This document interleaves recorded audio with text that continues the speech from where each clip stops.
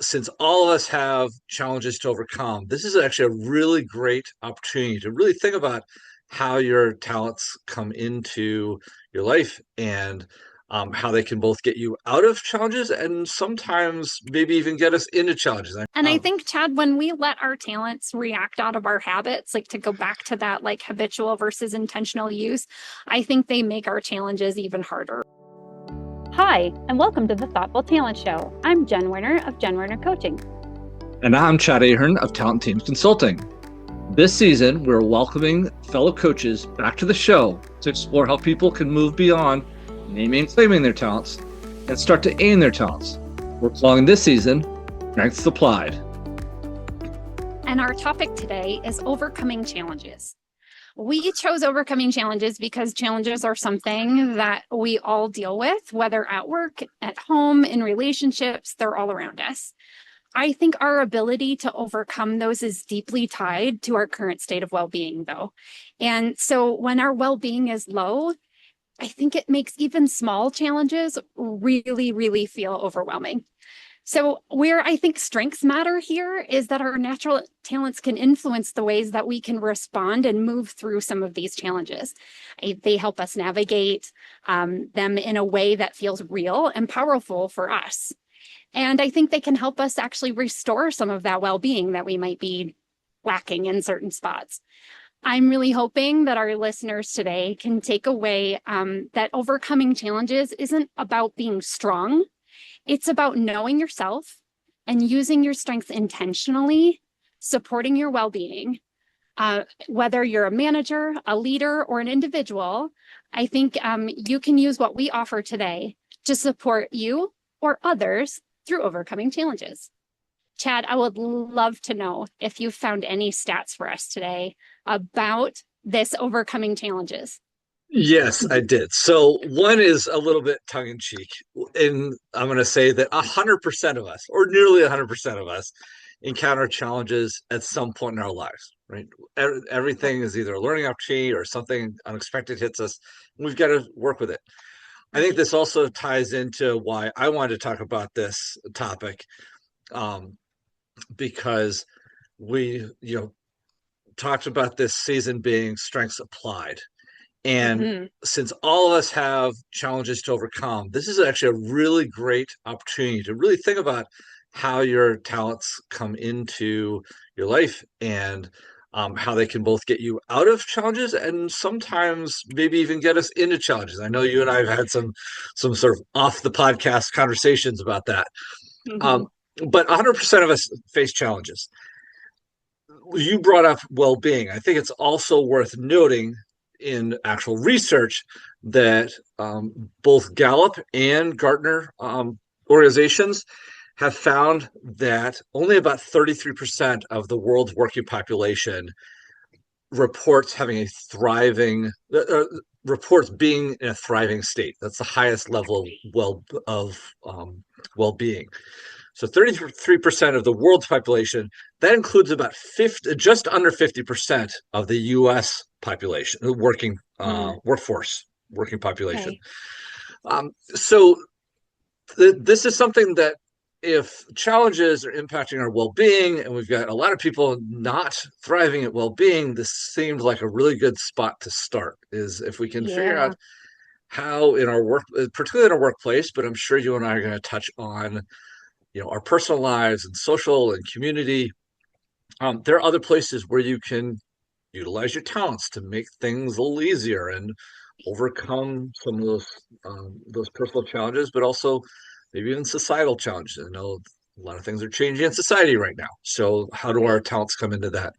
So anyway, a little bit of stats, a little bit of my why about why I'm really glad that we're talking about this.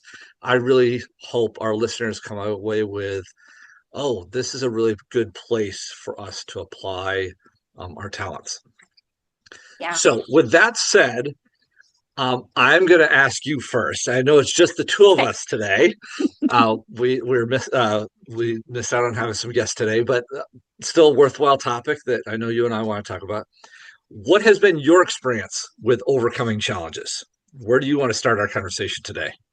Well, Chad, I think my way of dealing with challenges has really just been in like persistence, right? I've learned not to give up, but also that pivots can be necessary. And then I think the biggest one is learning to ask for help. I can't say I've always been great at that. Actually, I've never been good at that, and maybe I'm still learning to be good at that. But I would say that the use of my talents, though, in the past of overcoming challenges has not been intentional. So I think I'm using some of leanings into some of those on a more habitual kind of basis. I tend to zoom way in. So as I encounter something, whether that's personal or at work, I tend to start digging. Like I see a problem and I see an issue, and this is a challenge that's come upon me. And so I'm going to keep digging and digging and digging. And what ends up happening is when I'm zoomed in so far, like those small problems just become like really overwhelming. We've heard that saying, like making mountains out of molehills. Ooh, the queen of that. And so instead of like taking the time really to step back, ask for help, I end up digging deeper and deeper, and sometimes making those things worse. So like personally, and professionally, I think that's where my overcoming challenges, my experience with overcoming challenges, this is what I do. I think learning to lean into strengths more intentionally has helped to really understand why those things happen, versus what maybe I should do instead. And so when we talk about strengths, I'm excited to share like some of the things I've learned, because I do think it's a tough thing. Like we're just doing what comes natural to us. Would love to hear your experience as well.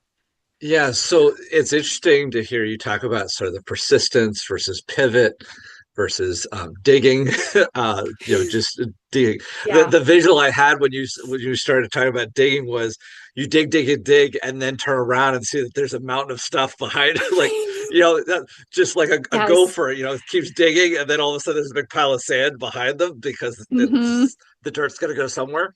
Yep.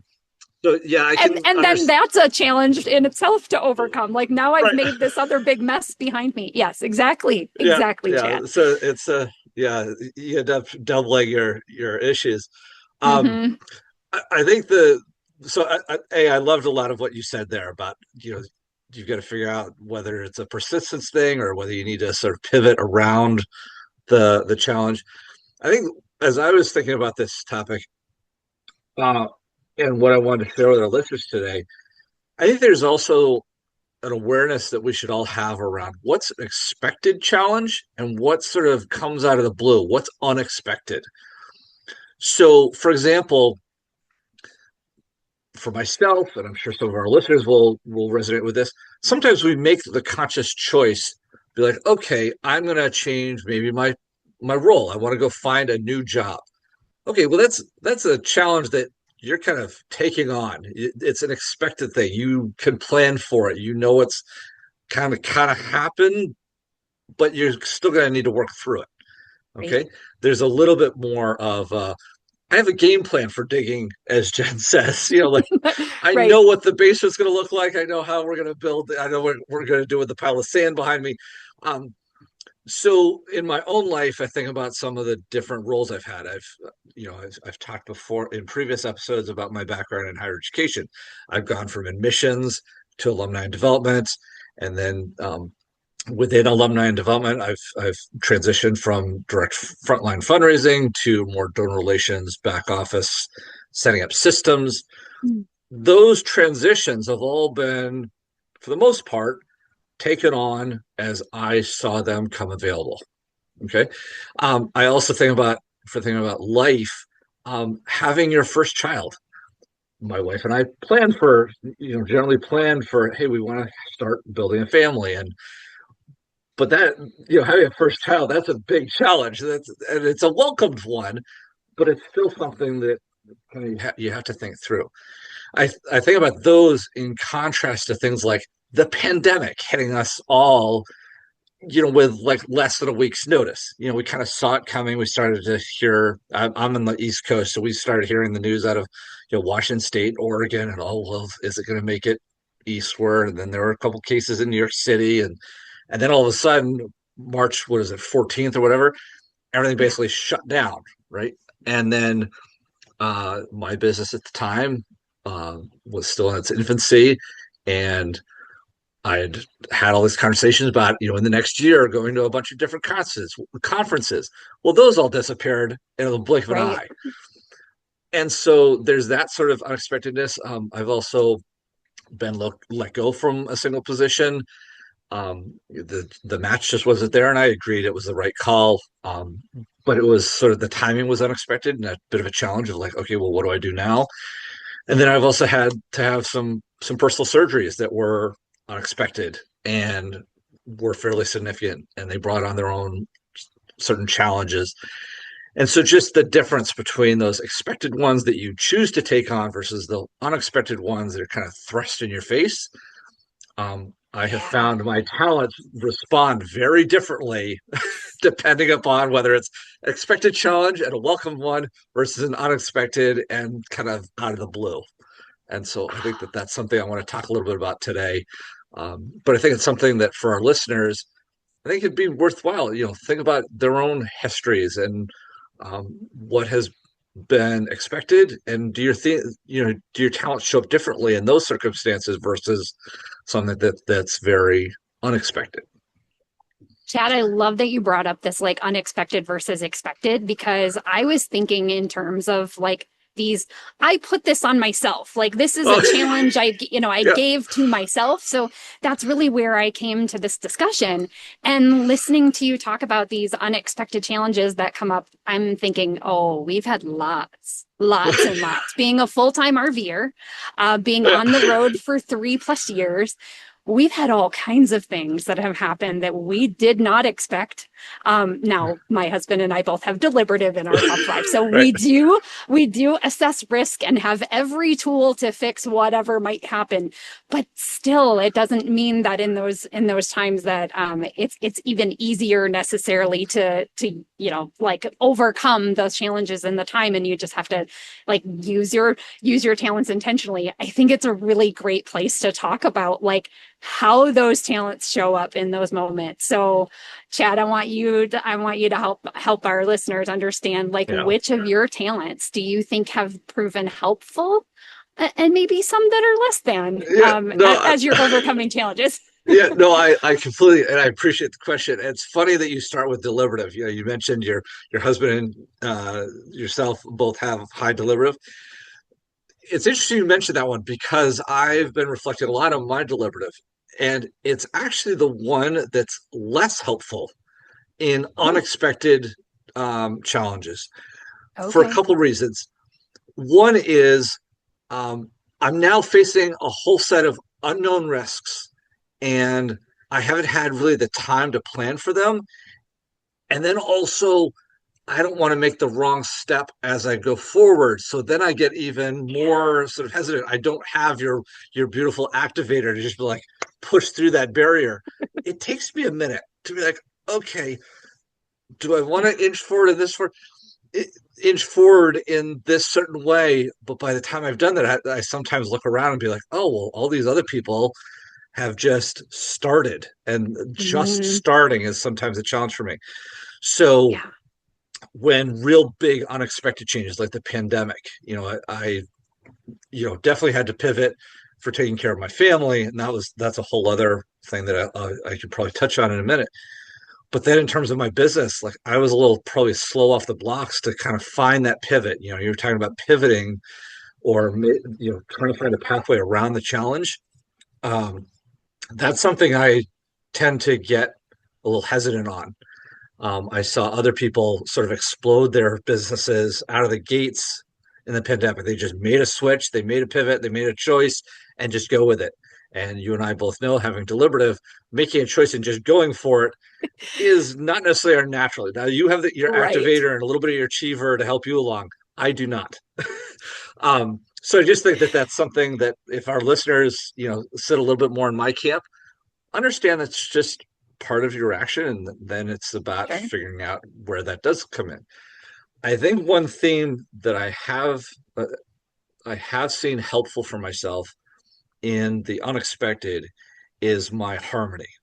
which is an Mhm. interesting one because normally it's placed in the relationship building domain and isn't necessarily seen as like a doing theme. Sure. My personal version of harmony tends more toward the practical. So it's like, okay, this is the situation. I don't need to get all worked up about, why it happened or getting all caught up in the emotions of stuff.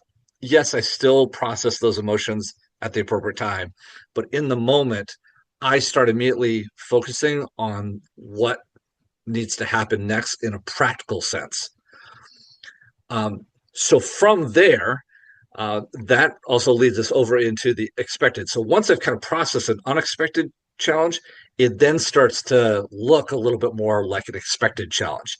And that's a place where themes like learner, which I've talked a lot about on this podcast at various episodes, um, is that I dive into understanding the situation. I dive into understanding the challenge. Okay, what are all the factors? What questions do I need to be asking of others? What questions do I need to get answered? And really starting to, it almost looks a little like input, like just gathering anything and Yeah. everything that might help me with figuring out my best path forward. And then I look at my discipline and arranger. So discipline's number 6, Yeah. arranger is, I think, number 8. And that's really where they start to help create structure for something new. So this pair comes in slowly, around those Sure. unexpected challenges a little bit. Yeah. It's hard to put together a plan when you don't know the change is coming or the challenge is coming. Right. But after I've dealt with sort of that initial hit, and apply this sort of post harmony application and figuring out the practical steps, the discipline and arranger really come in to structure those actions going forward. So those are some that I would touch on. I know others out there would probably lean on some others. I am kind of curious. I'm going to sort of ask the same question back to you, Jen. We're two different people. You come at challenges very differently than I do. What themes have been helpful or may have helped dig that gopher hole and the mountain of sand in terms of addressing or overcoming challenges?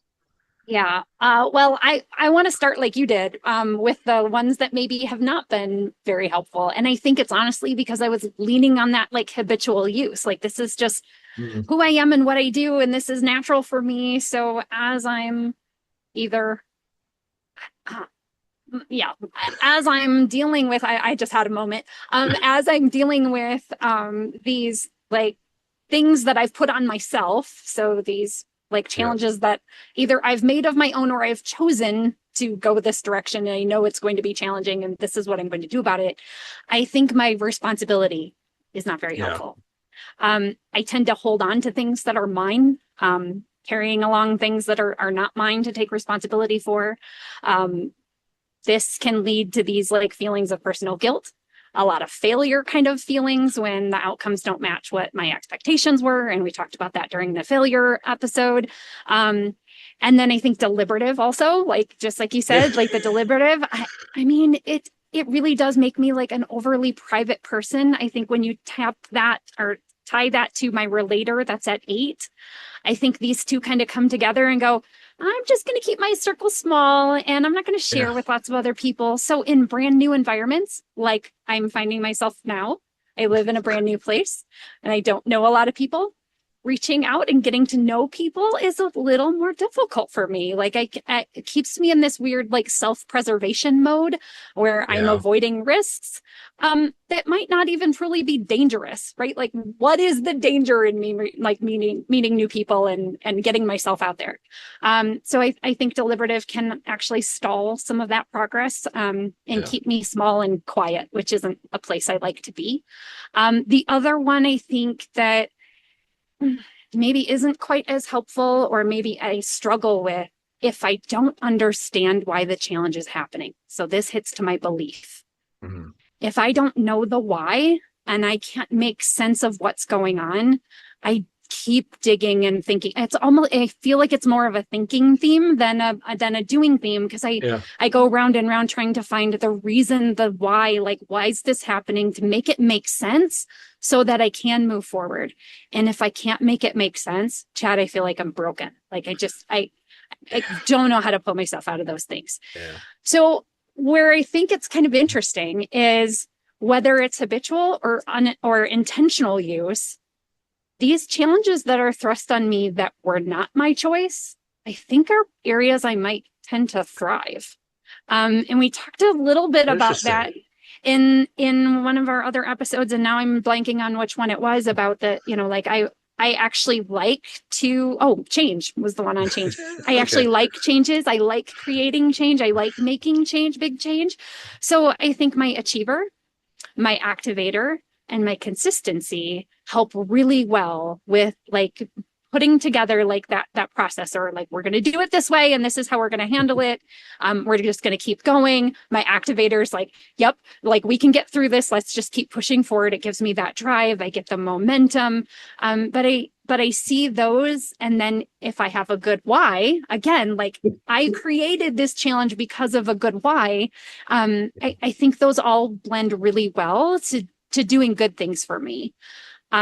What I think I've learned through looking back at my strengths and how I've used them in the past versus intentional use, and sometimes how I'm still currently using them.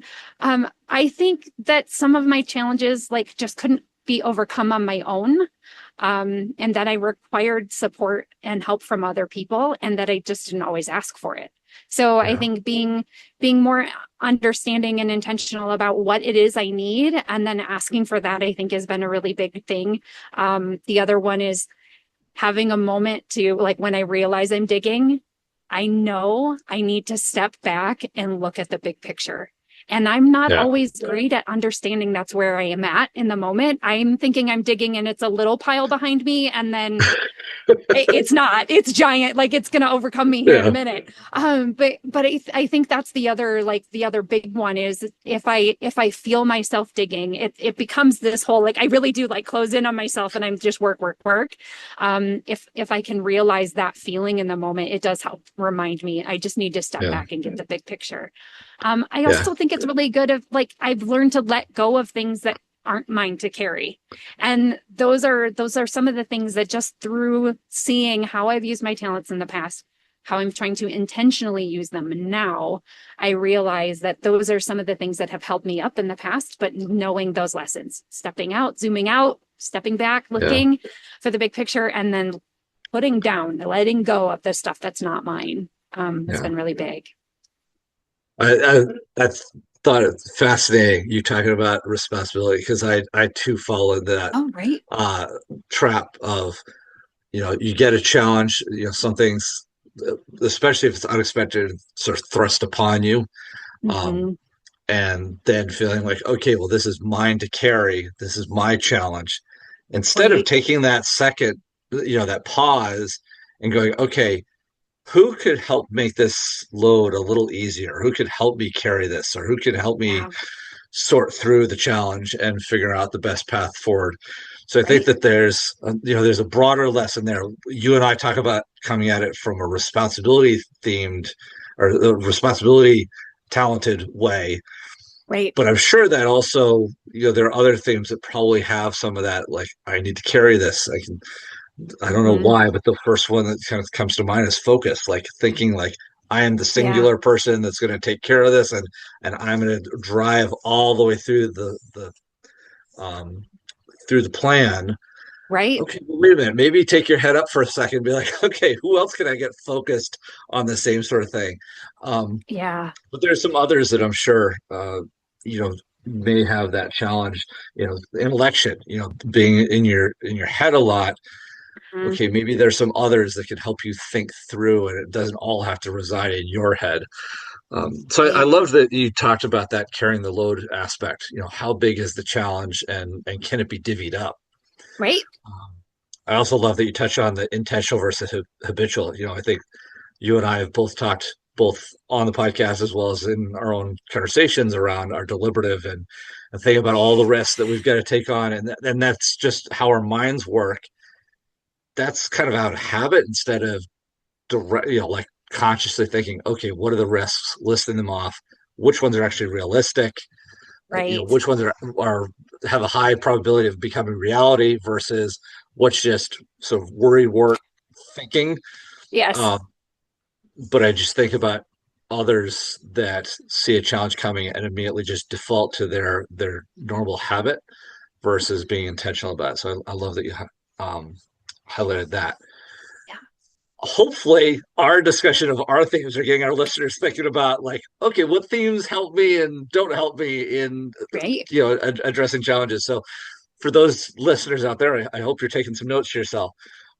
Jen, I know that you do a lot of coaching around people that are sort of less seen or struggling with being seen or heard within their organizations, trying to find their path. They're obviously still encountering their own challenges.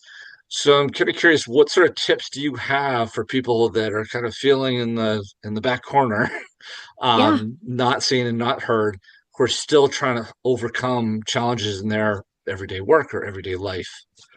Sure. Well, Chad, I think at our core, we all are searching for recognition, validation, and connection.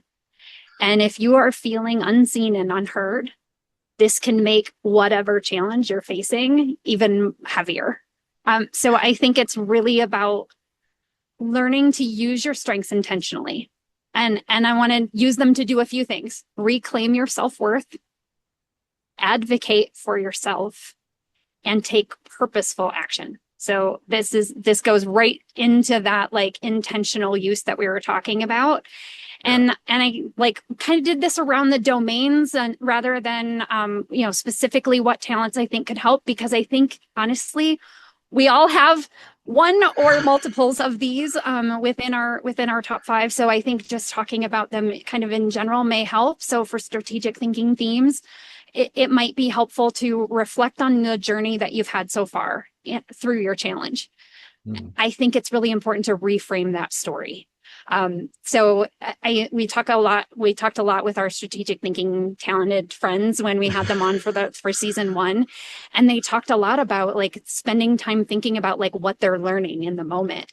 And I think that's one of those things, like we don't have to, dig, and then find ourselves, oh, now we're in a hole. Okay, but what did I learn from what I've dug? Like what kind of nuggets can I take away from this?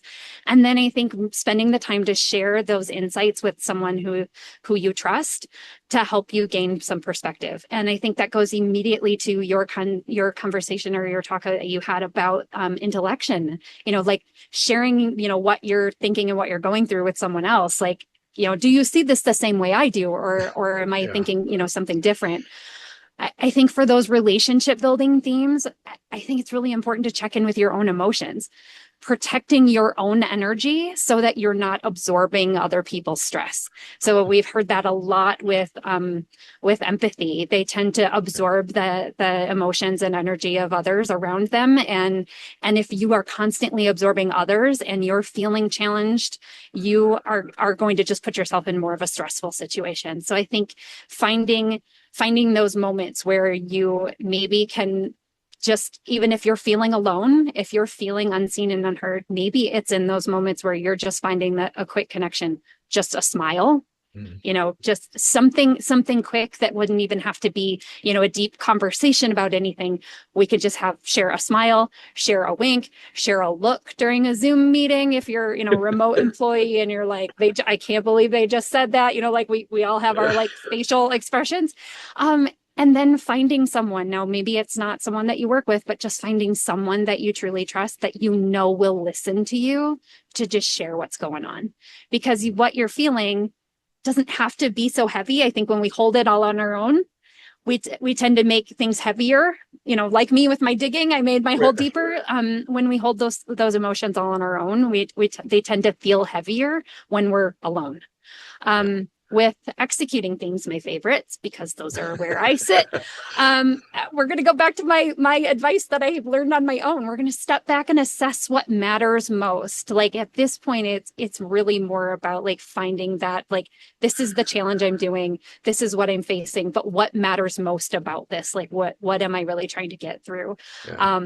Resisting the urge to just do more instead of finding the specific meaningful thing you should be doing about it. And then I think maybe even because we like to choosing one task that takes your energy to a more meaningful place that will help you align with your values. I think that's, I mean, and I may be coming a little more from my belief side there, but I do think, if you can put this to something that means something to you, even if no one else notices, like you feel like you got where you wanted to go because you did something that was meaningful for you. And then influencing themes, I think they're probably the easiest to talk to about what to do when you're feeling unseen and unheard, because they are the ones who are typically out there and like reaching others. But if you're not feeling like you're reaching others, maybe write or record your story and talk about like the impact you're making, whether you share that with anyone or you just read it aloud to yourself, record it, listen to yourself saying that. I know a lot of people hate listening to their voice. But it's in that moment where you like can spend, you are making an impact, you are influencing. And if you share that, even if you're just sharing it with yourself, I think that it does a lot to like boosting back to that self-awareness. Yeah. Using your voice to advocate for others or yourself. And then maybe taking one bold step that supports your visibility and your growth. Yeah. Chad, I know I just said a lot, but no, why I think these really matter is that we might not, none of these, but if we did any of them, none of them might not get us noticed right away. But what it does is it shifts our internal like mindset from this like helplessness that we might feel about being one inside a challenge. And now we're alone and handling this all on our own. And we're like raising our hand, like, can anyone see me? Is anyone else out there? When you can shift that perspective from that helplessness to starting to do some of these things and see it for yourself, see those purposeful actions for yourself, it shifts us to that more like mindset of empowerment. And I think that's when we start to begin to see our own worth and our value, others begin to see our value too, because we're more apt to put it out there to others. Yeah. No, I first of all, awesome job breaking that question down by domain. I thought that was brilliant. You offered some really great suggestions. I think one of the big things I took away is, it kind of goes back to what we were talking about when discussing how both of our responsibility talents show up, of taking on the whole thing. Yes. And all of your suggestions in one way or another, at least this was my takeaway, was that it was about divvying up. It was about, I toward the end, I started to get a visual of like somebody sitting at a desk with just stuff piled on top of them in a big, like, triangle pile to the floor. Yes. And really what you're talking about is whether you're using executing or relationship building, you're taking a pile of papers and trying to hand it off to somebody else, not as I'm giving up on myself or I can't do the work, but this load, this big triangle pile of work to do, or the singular challenge that has a lot of weight to it, you're starting to take some of that weight off and like reaching out and saying, oh, it doesn't necessarily all need to be on me, or people can help me with this. And I just need to figure out the way that happens is going to be determined a lot by sort of the larger domains. And obviously each theme is going to have its own variation or its own little flavor of how you do that. But that was something that I think is really powerful. And because as you unload stuff, coming back to the unseen, unheard, if the beginning of that visual is you're unseen because you're under all this challenge, you're under all this load. But if you can start pulling off the piles and, oh, wait, now there's his face, or there's her arm. You can finally start to see the chair he or she's sitting in. Yeah. So it's you start to make yourself open and available and vulnerable by starting to figure out how do you piecemeal this. And then the Right. challenge itself, we're here talking about overcoming challenges. The challenge itself gets smaller because there's less direct load on you, but that the people around you that are meaningful to you and are willing to support you, what you feel seen or heard, they're at least willing to step in and say, okay, we've got you. Um, Right. you just need to figure out how to then take advantage of that, those people coming by and say, hey, this challenge doesn't have to be all on you. So anyway, a Right. little bit circular there, but just Yeah. I loved how you broke it down, and the challenges. I think you and I especially take on very much in a singular way, and maybe the big message here is think about how you can use your themes and your talents to make it more of a we thing versus a me thing. Um, Yeah. so yeah, Well, I love the visual you gave about yeah, the mountain on the desk. That is kind of how it feels. I mean, when you're yeah, in that place and you're just keep piling these things around you, and you feel like you have to take it all on your own, regardless of what your talents are. I think we all tend to do that in moments of challenge. We think like, oh well, they say dig in your heels and just like work yourself through it, but that may not be the best way. And yeah, we're here together for a reason. We have the talents we have because we're great at those, but other people are great at others. Like, how can we partner and bring those yeah, people in to help us so that we can get better? Yeah, for yeah, sure. yeah. Chad, do you want to switch this over to talk about some manager stuff? Yeah, I'd love Uh, to. all right. Well, so like share with us and our listeners, what advice might you offer to those brand new managers when they're using their strengths to overcome challenges? Yeah. So this is actually going to continue our thread about sharing out. I think Oh, one of the big great. takeaways that we're starting to strike on here is that overcoming challenges can be a team thing. It does not always have to Yes. reside on us. There are going to be times where it does need to be on us, and I think we sort of started to talk about that at the beginning of, you know, Hmm. my deliberative doesn't exactly help me, but my learner does. I think when we come back to new managers, once they've processed how their own talents come into the conversation about taking on challenges and resolving them, I think this is a time in the episode that we're going to continue to talk about the value of the team. So anytime a new manager is faced with a set of new challenges, especially if they're just walking into the role, there's probably plenty sitting out in front of them that Hmm. needs to be addressed. This is really a time when you should lean on your team, be vulnerable about your struggles and the challenges you're facing, to them, to allow them being your team members, to contribute their talents. So again, we kind of come back to the how do we make this a piecemeal thing instead of one big load on a single person.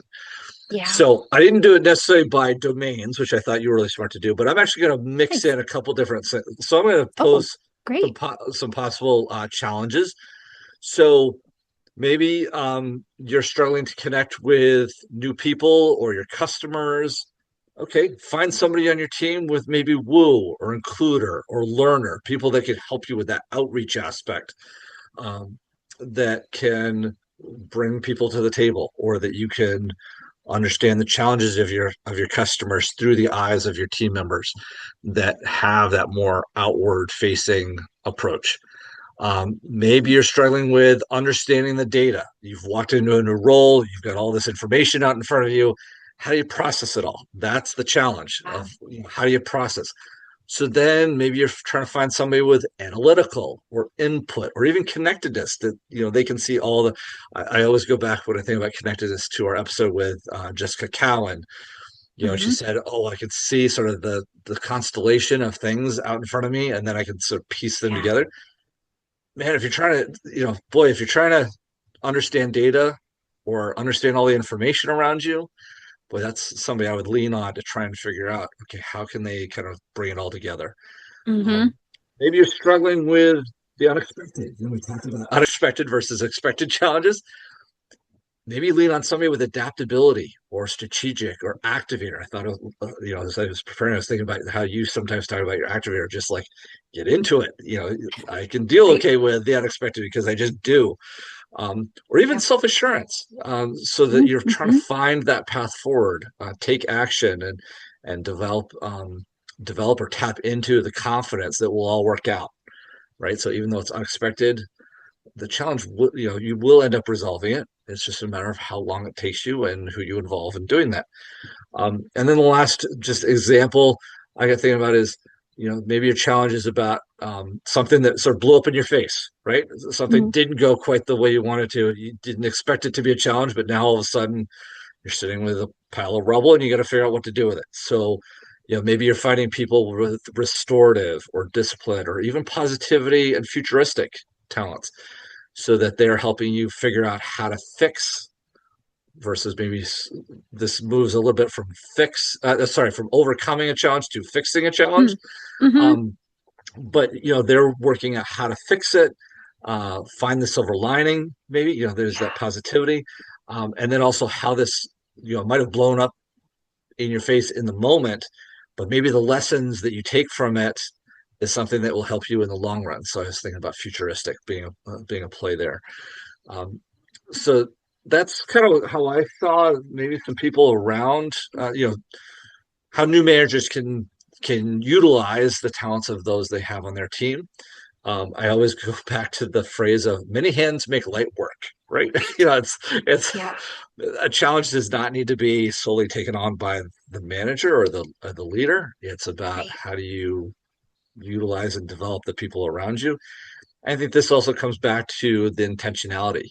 Are you just Mm-hmm. waiting for somebody's natural talents to show up to help you? Or are you intentionally going out and finding those people? Something blew up. Okay, I need somebody with restorative and intentionally bring them into the fold Yeah. to help sort through and process and essentially fix the challenge that you've got out in front of you. So that's kind of how I would That's see it. awesome. I know you've Well, done some good. Oh, so go ahead. Well, I was going to say I love that you're talking about like bringing the team in so that like we said when I started this, when you are by yourself, it does tend those feelings of overwhelm tend to get you because you're dealing with this challenge on your own, but you probably don't have to. Like in most cases, the challenges we're going through, we don't have to carry all on our own. So I love that Yeah. you talked about how the manager can use those team members in order to like get there. I think another really good thing for the manager to know is like what their strengths look like when they're under stress. Because Oh, that that's a good one. like and even your people.